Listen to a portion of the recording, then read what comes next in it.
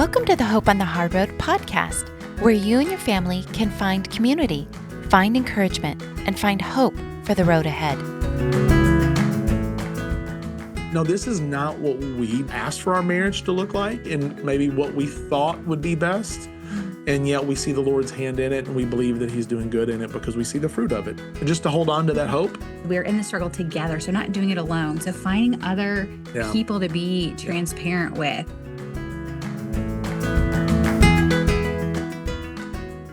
Today we're continuing on in our family series with an episode on marriage and parenting with Garett and Becky Wall. These two are an amazing couple and team. Becky and Garett live in Louisville, Kentucky, and have two children, Lily, who's 14, and Isaac, who's 12, who is also diagnosed with Down syndrome and autism. Garett serves as the connection minister with Shine Disabilities Ministry, and Becky serves with Family Life. Together, they are raising a busy family and creating spaces to support families touched by disability. Let's listen as they share their story. Well, hey, Garett and Becky. Oh my gosh, you guys, we finally made it on the podcast with you, right?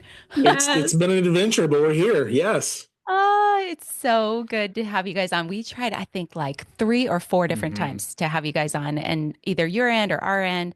And that's why we're here, right? We live this life. So it does just kind of speak to our life that we are living. Would really love to know, about your family and, where you guys are at with your story. Becky and I have been married, 16 years? 16 years now.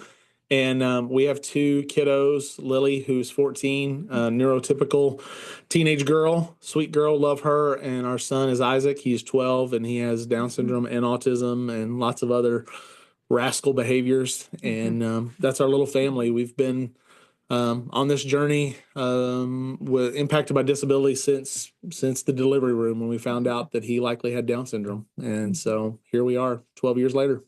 love it. You guys, thank you so much for sharing a little bit about your story.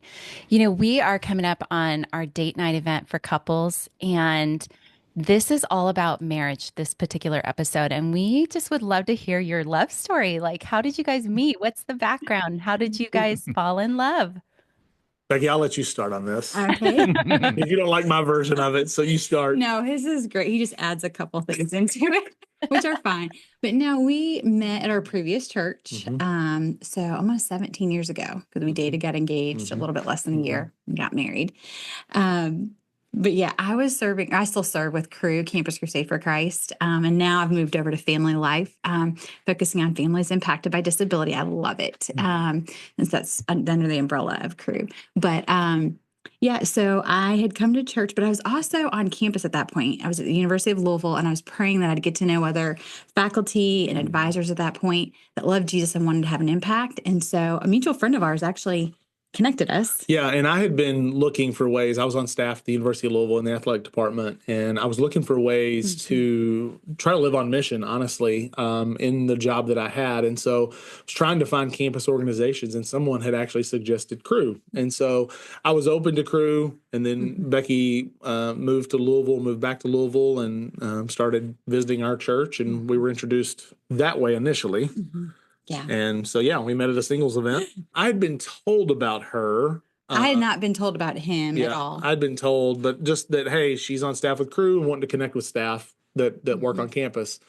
And so we were introduced at a fellowship that night, and she had her Crew hat on. She was ready to go. She had her business card and was wanting to connect and network. And so I joked that she threw herself at me because she handed me the business card and said, hey, we should get lunch. We should talk about ministry. I was like, oh, a cute single girl who wants to grab lunch. Yes, we should have lunch.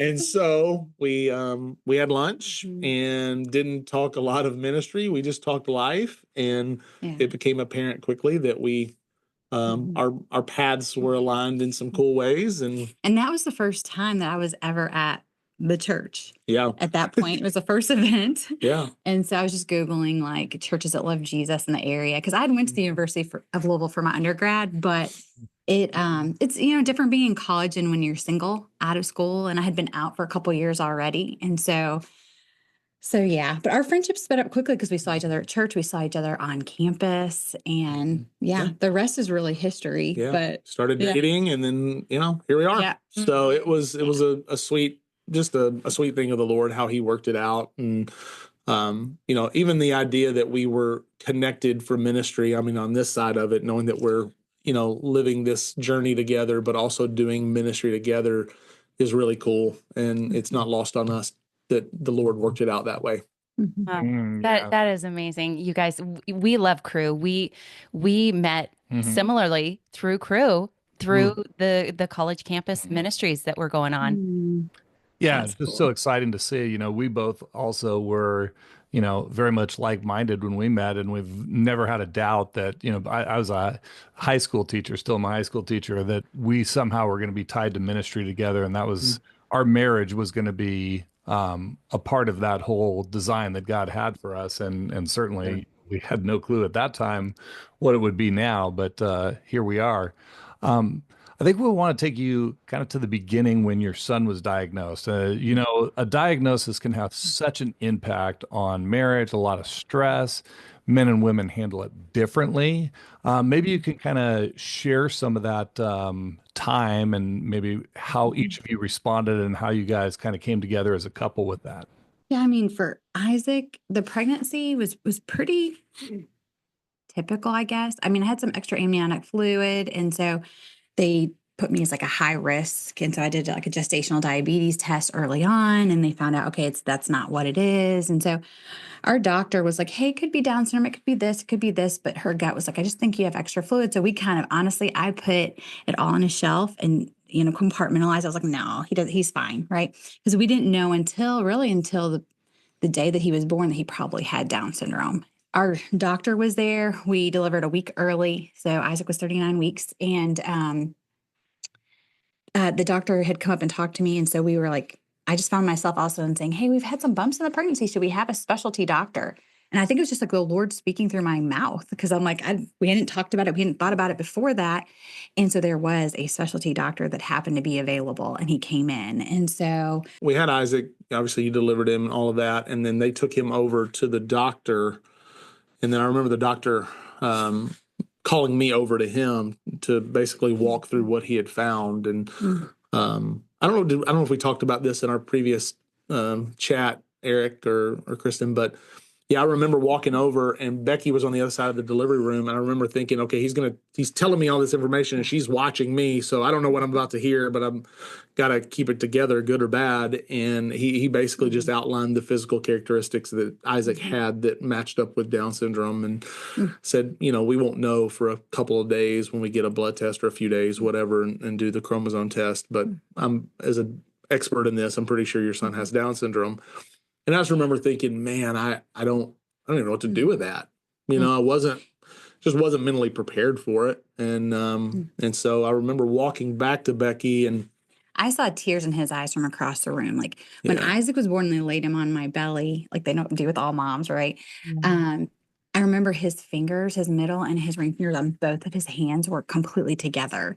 And so I remember kind of freaking out. I remember my doctor, we had a good experience, thankfully. Our doctor was like, hey, it's okay, just cosmetic. Like, he's breathing, he's fine. And so I remember thinking, okay, what else is wrong? And that's when I looked over to Garett. I saw, his eyes were glassy. Yeah. And so I remember telling you a little bit, and I don't know exactly how that went, but I do remember your doctor basically clearing the room. They took Isaac out to clean him up and care for him. And the doctor just told us, hey, you can have this room as long as you need it to process that. And so, we sat there and cried and talked and prayed. It was sweet of the Lord. He prompted us to pray and to praise him even in that moment. And I mean, there's no way I would have done that on my own, or we would have necessarily even wanted to do that, because honestly, it felt a little strange in one sense. In this side of it, I'm so thankful that he prompted us to praise him.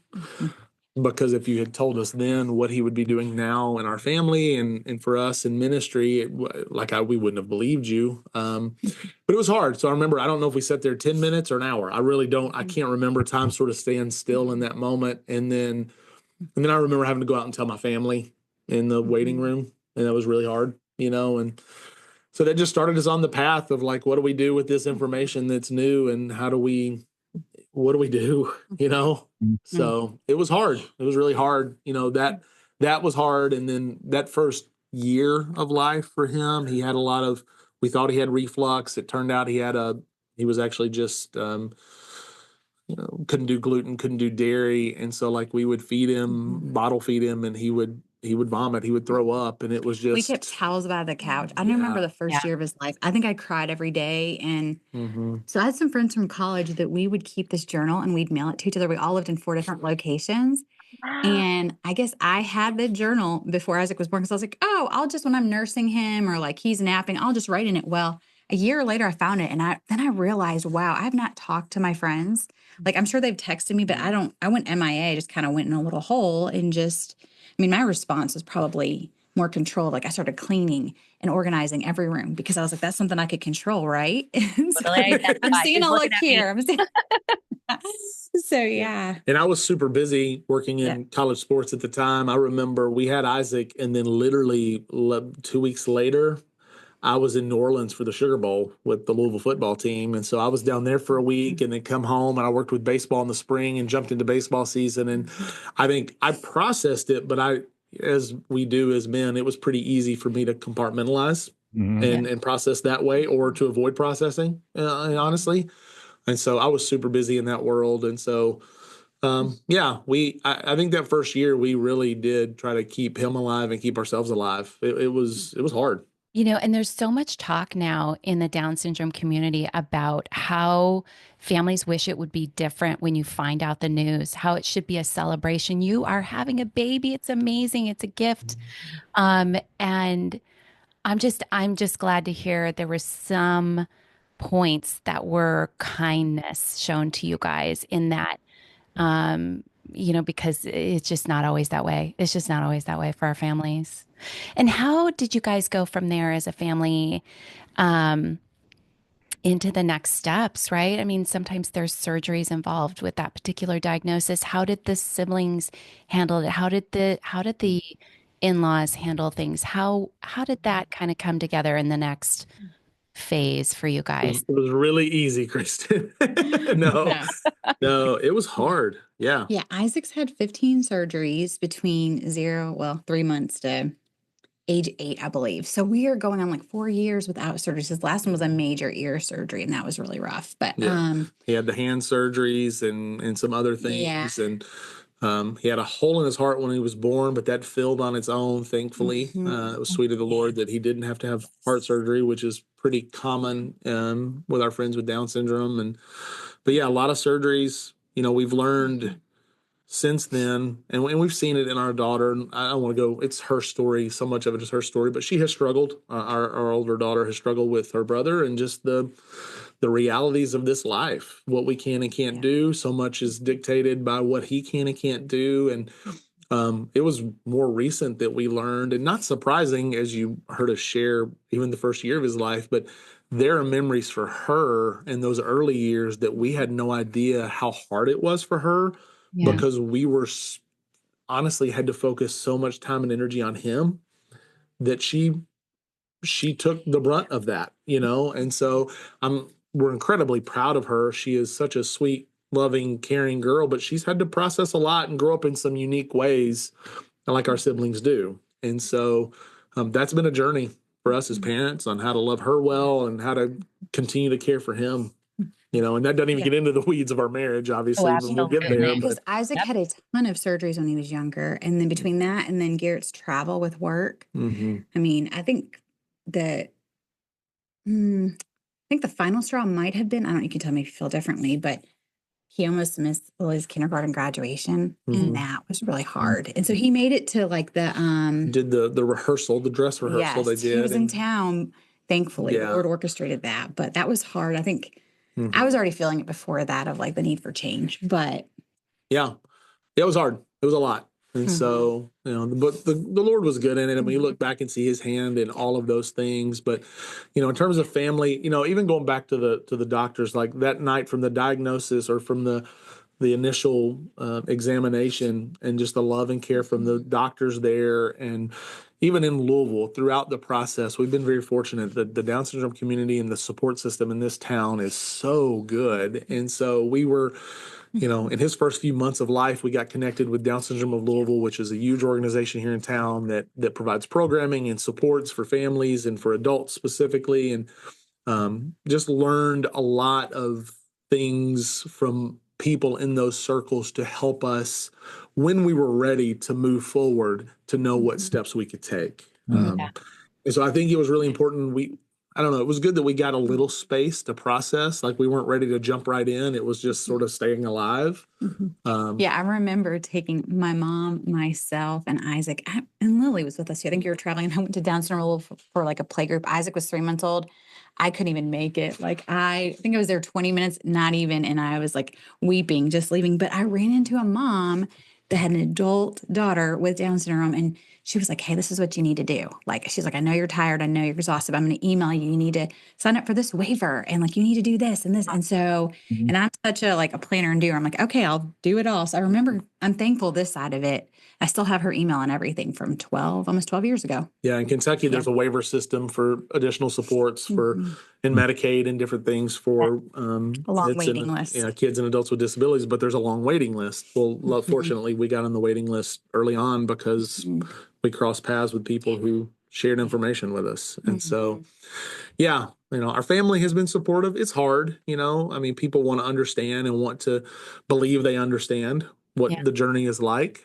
And some understand better than others, but it's a tricky road for sure. Yeah, we really appreciate, you hit some points that are really, I mean, it's part of the journey, the sibling issue, I don't know if they call it an issue, but the sibling reality of it. Yes, they become a different person because of it, but they also feel left out. And it's just the reality that, you have, especially surgeries, medical procedures, all these things. It's pretty intense. And, a family has to adjust to the needs of who's there and who has a need. And as you were explaining the diagnosis initially, you also said he had autism. When did that come into the picture, and how did that maybe change the whole trajectory of where you guys were going? Yeah. So it's like Isaac's life is like a puzzle. And it was just another piece in the puzzle that we figured out, right? That but there's so many pieces that are everywhere. I think that's probably true with any kid that we have, typical or not. But he was almost 10 years old when we got the diagnosis. So we've known just over 2 years. So we weren't surprised when we got it, but we were also surprised, if that makes sense. So we were relieved, I think, but it's been hard. I think that the overlay of the autism and the Down syndrome it's kicked our tails, usually what I say.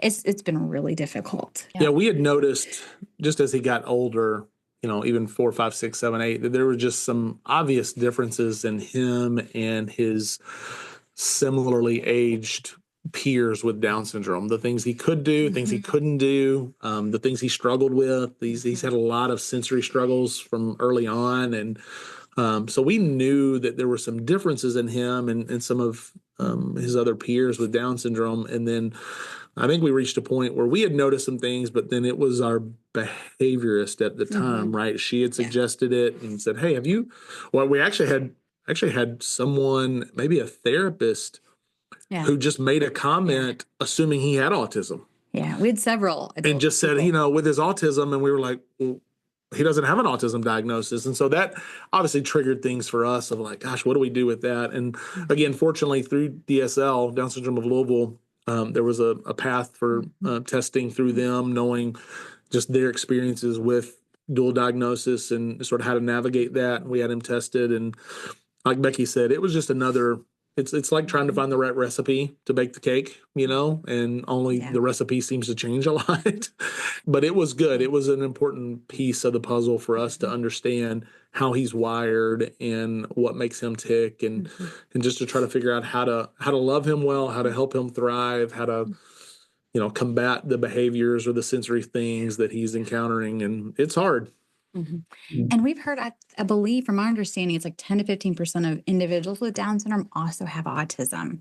And so that was helpful to know. And so we know a few other parents that also have the dual diagnosis as well, but it's like we're in a whole different category, and so our own, it's hard. It's really hard. I am so glad you guys got that support, because There is a number of co-diagnosis scenarios that go on, um, the converse is also true. Our daughter has the diagnosis of autism, but under that umbrella or alongside of that is all kinds of other things. Mm-hmm. And like you said, it's all brain function. It's just a puzzle piece and how they operate. And it's important to figure that out so you can come alongside them. But what a blessing to have a community that gets it and was walking alongside you guys for that. Kind of going back to just the differences between us as men and women and in marriage. I mean, that's just in your sharing the story, where you guys have been and where you're at now.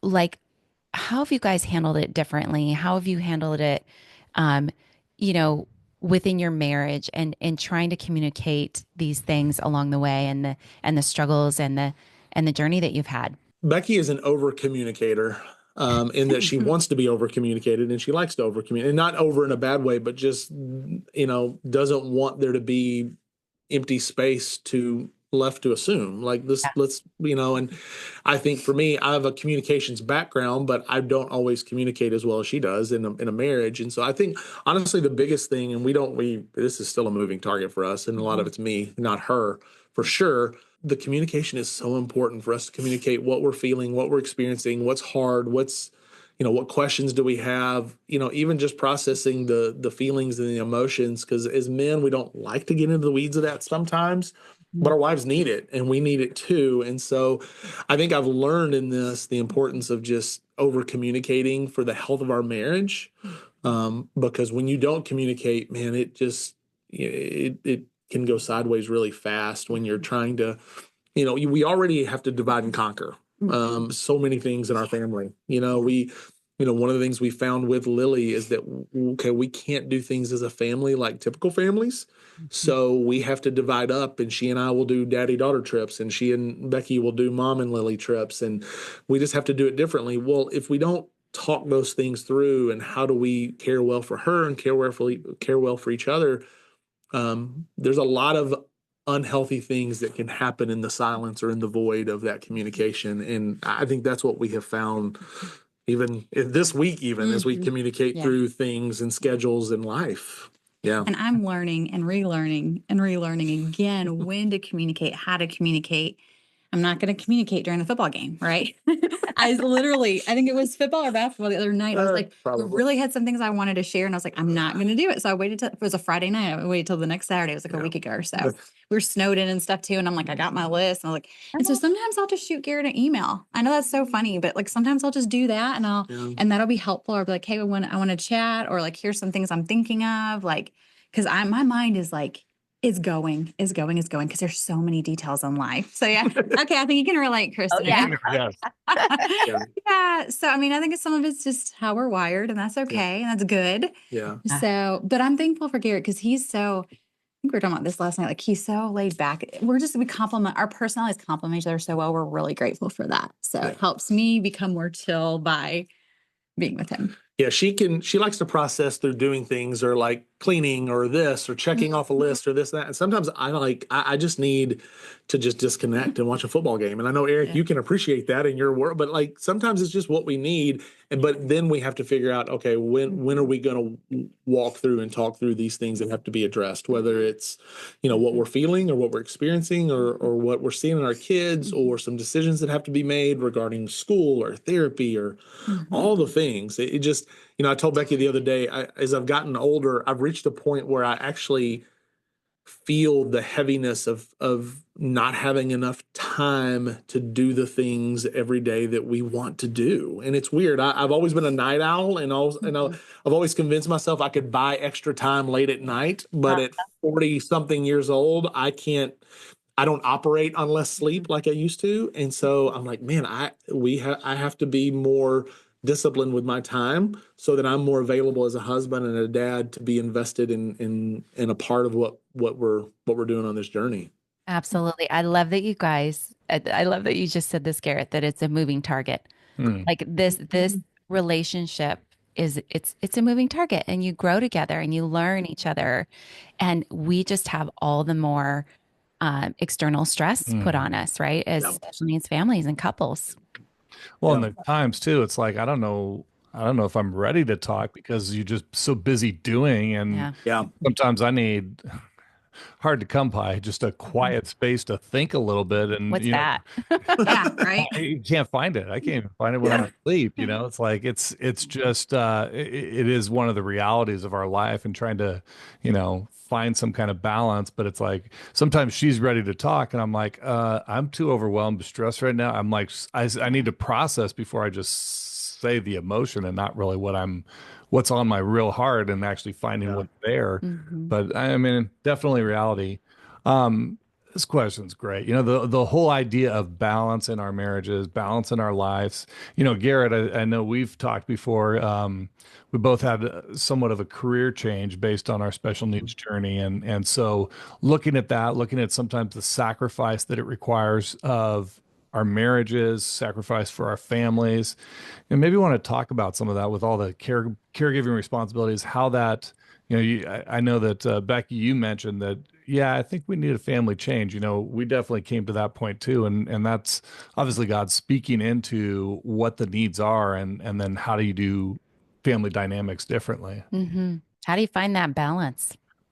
Ooh, that's a moving target too. Yeah. It really is. And because we've had different seasons with the kids' school schedules and different things. Like, we had a season where when Isaac was in school and in a routine where I'm off on Fridays and Saturdays with, my ministry role, I'm Sunday through Thursday. We had built in date days on Friday, which was awesome. It was just there. The kids were at school. Well, now Isaac's not in school, in the same kind of school. We're homeschooling, and then he's doing full-time ABA therapy. And so he's not doing therapy on Fridays the same as he was doing school. And so our, what was an easy rhythm for our marriage and for us changed. And so now we literally have talked this week about, okay, well, what do we do with that? Because it's hard to get any time together. It's hard to invest in our marriage because finding sitters and finding people to care for Isaac and arranging schedules, it's really hard. And so, Isaac wakes up early and Lily stays up late. Yeah. And I'm usually asleep before she is. Yeah. She's a teenager. She's just like me. We're both night owls, and she gets it honest. But it's so it's hard. It's one of those. It's really hard. And so for us, we've learned to appreciate just how the Lord is in the journey. Yeah. And not just even in the moving target. It's okay. Well, the Lord's moving in this, and He wants us to run to Him even in the busyness of this. And we have to get creative at times to find the space for our marriage and for one another that isn't, distracted. And it's hard, and so we, it can generate some frustration or discontentment or sadness or whatever when you hear another family doing this or another couple doing this. I'm like, oh gosh, that sounds fun. We can't even grab lunch together, and so, but but again, I think the Lord is in this. He's been super good to us to help us see the ways and open doors for us to get what we need. It's maybe not always what we want, but it's absolutely what we need. And I think that's just the goodness of the Lord. The career change is obviously a big part of it, and we're both in ministry, but just in the little steps in our marriage that we see the Lord's hand in it of like, it's not exactly what you want, but I'm giving you what you need. And so the encouragement keeps us dependent on Him. Yeah. And the encouragement of that is that we just keep running to Him. Yeah. Because we say it a lot. I don't know how we would find hope. And I know that's a part of the name of your podcast. I don't know how we would find hope in this journey if we didn't have the Lord to hold on to. Absolutely. And I know y'all hear that a lot, and I know you've talked about that, but it's true. Like it's really what we hold on to, because otherwise a lot of this doesn't make sense. So, yeah. So I'm in the car over here. I was driving when I was praying for our time, and the verse the Lord gave me, we're studying 2 Corinthians with our small group on Sunday nights. That's been something newer we're doing, and it's just couples. So it's every other Sunday night. We have a sitter, built-in sitter. So we're thankful for that. And that's a hard one, is a sitter thing, right? Yeah. And getting some respite. Well, we do that. It's just like a little date small group thing for us. But so 2 Corinthians 4:16 through, I think it's 20 or 19. So we do not lose heart, though our outer self is wasting away. Our inner self is being renewed day by day. For this light momentary affliction is preparing for us an eternal weight of glory beyond all comparison, as we look not to the things that are seen, but to the things that are unseen. For the things that are seen are transient, the things that are unseen are eternal. Mhm. And just, that perspective of like, okay, like the Lord has this, right? Yeah. Yeah. And it's hard, but we're committed to each other. We're committed to the Lord first and then each other. And yeah.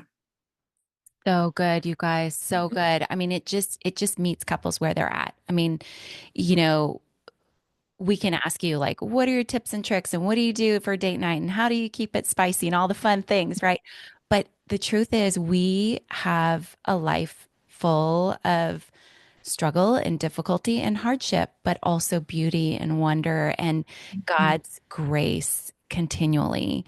And I just love that your hearts are ready, willing to connect as a couple as you go through this. And that's really what it's about. It's about asking God, like, how do we find those moments? Let's prioritize this. But what that looks like might be different. And that's good. And that's okay. And that idea of moving target, I know so many of our, you look at couples around, and because of the environment we're in, we're constantly under a place of changing and growing. And both individually in our relationships with the Lord and dealing with the circumstances, and then as marriage, as fathers, as mothers, I mean, it's all continuing to change. It's like, what is it? He who began a good work in you is faithful to complete it. Well, this special needs journey is really a big deal in terms of completing that perfect work that we're looking at. Yeah. Becky, what would you want to give as advice to share with wives, as we look at marriage and this relationship as parents of children with special needs? What kind of advice would you give specifically to the wives? I think just being full of grace towards your spouse. A lot of flexibility is needed. I think that's the first thing that sticks out in my mind. And then I think just availability. And so whether that's communication or not communication, right? Yeah, I think those would be the things that probably stick out the first. Garrett, you got any ideas of, you always have good wisdom. Well, I don't know if I do or not. Right? I think you married your wife first, right? And whether you love Jesus or don't love Jesus, for anybody that's listening out there, obviously the Lord is at the center of our marriage. But even if you don't believe in Jesus and follow him, you married your wife before you had kids, or as you had kids and this diagnosis came, whatever, but like never stop pursuing your wife and figuring out how to make your marriage a priority, even in the busyness of this season. And, as believers, we understand that the enemy is at work to divide us. Like he wants to divide the two of you. He wants to divide us. And so we obviously talk a lot about our faith in this journey, but man, I never want Becky to feel like she's second place. And I'm sure she has, and that's not to say I get it right all the time. But that's where the communication comes in, and her being able to say, hey, I don't feel seen, or I don't feel cared for, or I've missed our time together, or I feel like football games have taken a priority. And sometimes it's hard to hear those things, but we need to hear them as men and as husbands, and we need to fight for our marriage, fight for our wives, even in the midst of providing ongoing, unending care for a kiddo or a loved one with special needs. It's again, goes back to figuring out how to thrive in the journey. And the journey isn't really designed to find a thriving place, but we still pursue that. And, it really puts the weight behind for better or for worse, for sickness and in health, right? We believed those things when we got married, and here we are. And it's hard, and it gets tested. And Lily will ask, why are you guys going out? Like, why can't I come? And I'm like, we need to focus on our marriage. Like she needs to see us. Like, yeah. And we want her to have that model of Yeah. even with the challenges and the difficulties of life that comes with her brother's diagnoses, that her mom and dad really love each other and that our marriage is a priority even in the midst of this really difficult journey. And so we don't always get it right for sure, but we try, we try to pursue each other. And if we need to apologize, we want to apologize in front of her too, because you see that modeled as well. Yeah. So we've learned to see the opportunities in these. We're not as gracious in the learning at times. I'm certainly not. But we're all in process of sanctification, I suppose. So here we are. That's right. Oh man. Such good words. One of the things we want to kind of end with here is, what is one thing that you'd want to leave with couples that would bring hope for the road ahead? There is light at the end of the tunnel, I think, and we've talked a little bit about our faith. Again, if you're a believer, then you have that to hold on to. If you have Jesus, you have that, and you have the Holy Spirit in you, and there is supernatural strength in there, both physically, emotionally, spiritually, all those things. And if you don't, then I would encourage you to ask more questions about who this Jesus is. But I think as a believer, we know that there's a light at the end of the tunnel, and that I have found a new appreciation for a lot of the writings of Paul and even what he wrote while in prison, because I just think about, man, there was this guy that the Lord handpicked to really grow the early church, and yet he was doing it from prison at times. And that's really not a very good church planning model for a guy to be in prison. Right. And yet that was God's plan and how he found him to be most effective. And Paul embraced it. I'm sure he wasn't perfect in the way he embraced it, but just that idea of, no, this is not what we asked for our marriage to look like and maybe what we thought would be best. And yet we see the Lord's hand in it, and we believe that he's doing good in it because we see the fruit of it. And so just to hold on to that hope, it goes back to hope in the name of your podcast, and believe that there is a light at the end of that tunnel. I would echo all of that. I was studying Philippians with some moms connected to disability this last fall, and Philippians 1:29 and 30 says, "For you have been given," this is Paul speaking, he's in prison. You can relate with that too. "For you have been given not only the privilege of trusting in Christ, but also the privilege of suffering for him. We are in this struggle together. You've seen my struggle in the past, and you know that I'm still in the midst of it." And just, it's a privilege to trust Christ. It's a privilege to suffer. And I think I like the part he says, we're in the struggle together. So not doing it alone. So finding other people to be transparent with. I think that's one of the biggest things I've learned, I think, since having Isaac, is being transparent. I think I used to always have this wall up. I think just being in ministry since I was like 20, right out of college, right? Just had this wall up. I remember going to an event, and I brought a guest, and there was a woman there that was like, "Well, of course you brought a guest. You're a missionary," or something like that. And I think her heart was good, but I was like, oh my goodness. I was like, this is just my friend I'm just bringing or whatever. And so I think that things like that, just over the years, I think just kind of built up these walls. But I think with Isaac, it's like, you know what, this morning, like, he went number 2 everywhere. Like, okay, that's just real life. And, and this afternoon I was taking him to his ABA therapy, which he only has 18 hours a week now, but praise God for that. He's dumping my drink all over the car. So, I mean, like, I'm just being real. So it's just like, kind of like, okay, it's life. Yeah. So, but don't do it alone. Don't do it alone. I love all of the outings and the things that you guys do through your ministry, because there's just so much power in community. It just, we've been fortunate to lead a parents support group, started back in the fall, and there's nothing magical about it other than the Holy Spirit's involved, but there's no program piece. It's literally, we come in, we sit and we talk and we share and we give updates and we do what we call check-ins, and to do that for an hour with 8 to 10 to 12 other people who are on a similar journey, no matter what the diagnosis is, it doesn't matter.